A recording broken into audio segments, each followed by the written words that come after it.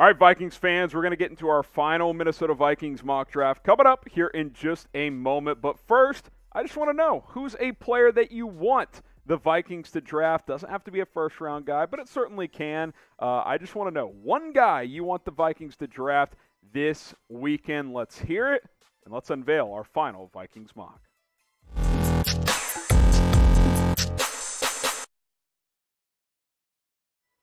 Welcome into Vikings Now by Chat Sports. Harrison Graham here to bring you our final Vikings mock draft before the real shebang gets here on Thursday night. Before we get to that, here are the draft picks that the Vikings do have this year. One pick in each of the first 3 rounds. No 4th-round pick, a 5th-round pick, 3 6th, and then a 7th-round pick. 8 picks in total for Kwesi Adofo-Mensah and this staff to work with. So let's go ahead and dive in. Round 1, pick number 12 overall, Derek Stingley Jr. out of LSU, who's really starting to get a lot of buzz, maybe even top 10 pick buzz. I don't know if I would do that, but if he falls outside the top 10, I think the value is certainly good at that point. Really good athlete, tested well at his pro day. Now he hasn't played football the last 2 years, hardly at all for LSU. Back in 2019, he was awesome for the Tigers, but look, the Stingley to Minnesota Vikings rumors, they don't go away, do they? Here we go again. I actually think it's possible he's gone by this point in time. But if he's there, the value is great. This guy was legitimately the best cornerback in college football as a freshman back in 2019. 16 pass breakups, 6 interceptions. The guy was an absolute ball hawk for the LSU Tigers. And then we haven't seen him for basically 2 years now. So it's hard to say what he'll be. He's got the traits to be elite. Will he get there? We'll have to wait and see what happens. I think at pick 12, the value is worth it. Is Stingley the obvious choice for Minnesota? Type Y for yes, type N for no. If he's there, it's going to be hard-pressed to pass on the guy. Here's to see where Vikings fans lay out on this one. Y for yes or N for no. Elsewhere in the secondary, round 2, pick number 46, Jalen Pitre, the safety out of Baylor. Also has some nickel ability, so he can do some of that as well. He can play in the box, kind of played that nickel overhang role at Baylor. I think he can plug and play and start right away as a safety in this Vikings scheme. I really do. You put him next to Harrison Smith. I think you've got a pretty good secondary there. You re-sign Patrick Peterson.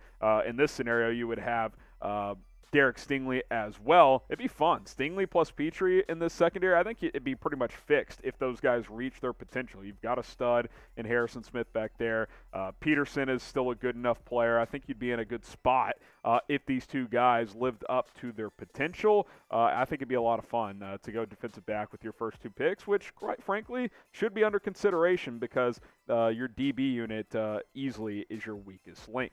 Okay, Chat Sports is going to be live for all 7 rounds of the NFL Draft on our main channel over at youtube.com/chatsportstv. Subscribe, join us, all 7 rounds of the 2022 NFL Draft. We've had some of the top coverage on YouTube over the last 3 or 4 years now, thanks to you guys. And if you haven't been a part of it, check it out. It's a lot of fun.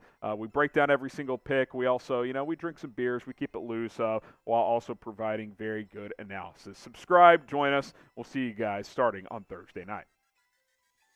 Round 3, pick number 77 in our Vikings mock draft, Phidarian Mathis out of Alabama. He's played all over the defensive line for the Crimson Tide. I think his best trait is as a run stopper. Sack number is a little bit inflated because when you play next to a guy like Will Anderson, you're going to be able to finish some of those plays. But still, 9 sacks as an interior pass rusher, even if half of those sacks were inflated, still, you give me 4 or 5 sacks as a defensive tackle, a 3-tech. I think that's pretty damn good in today's NFL. So I like him a lot. I think round 3 is good value for him. If he's on the board, I think that's a no-brainer.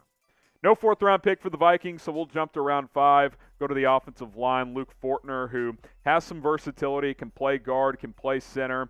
Not the best athlete, which is why he falls to round 5 despite the versatility, but I think he could be one of these sleeper type of prospects. And hey, Garrett Bradbury hasn't exactly stood out since he got drafted to be this team's center a couple of years ago. So you bring Fortner in, competition, see if competition brings the best out of Bradbury, or if the Vikings need to go in a different direction or even start Fortner if they want to go that route. I think this O-line's in decent shape, but the interior could get a little bit better, and certainly the center position could as well. I like that Fortner has guard center flexibility, and like I said, Bradbury needs to be tested, and maybe this would do just that.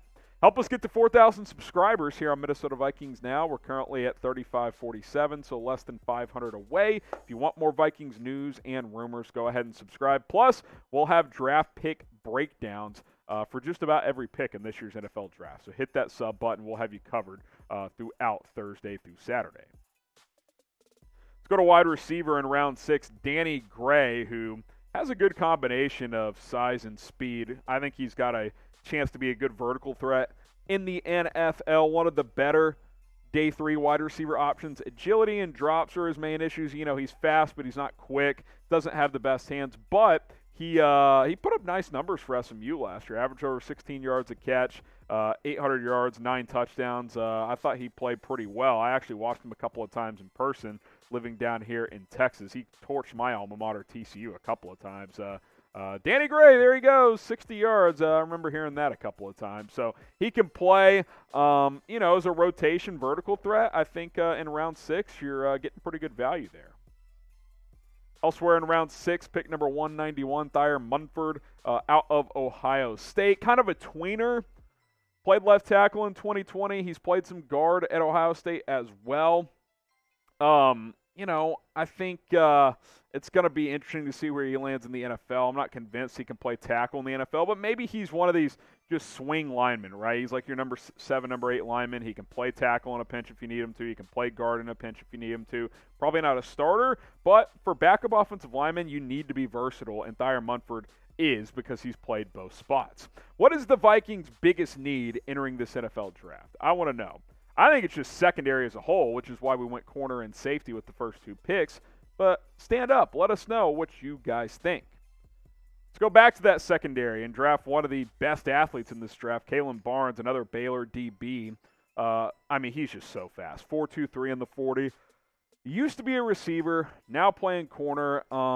Doesn't really have a special teams background, but he has the athletic traits to do it, and I think that's where he's going to have to make his money, at least early on in his career, because, I think the skills at corner aren't great. He needs some work there. 3 picks in 35 career games. 14 pass breakups, that's decent for Kalen Barnes, but, hell, can he be a kick returner for you with that speed? Can he be a gunner for you with that speed? Look, when you get into 6th, 7th round, you get guys that can run a sub 4.3 40. Take a chance. See if he can turn into something for you because if nothing else, you can't teach speed. And like we said earlier, the secondary needs work. Why not get another depth piece if you are Minnesota? All right, final pick here, Garrett Prince, the tight end out of UAB, round 7, pick 250. He can stretch the seam a little bit, can play special teams, and you get late into this draft, you got to have special teams value. You just do. Didn't test well. That's going to, be a problem because he had a hamstring issue. Could that prevent him from being drafted at all? Who knows? I will say this. The upside's there. Over 19 yards a catch as a tight end now. He played at UAB, a lesser competition, but still 10 touchdowns, over 19 yards a grab last year. That's pretty intriguing for a guy sitting on the board in the 7th round. It's a quick recap of our final Vikings mock draft. Derek Stingley Jr. in round 1, Jalen Pitre in round 2, BAMA defensive lineman Phidarian Mathis in round 3. No 4th round pick. Luke Fortner goes in round 5. Round 6, a trio of picks. SMU wide receiver Danny Gray, Thayer Munford, offensive lineman out of Ohio State, and then Baylor corner Kalen Barnes before Garrett Prince is the pick in round 7, the tight end out of UAB. So there you have it. Grade our final Vikings mock draft, A, B, C, D, or F. Get the red pen out. Go back to school. Let us know how you felt about it, and we'll see you soon during the NFL draft.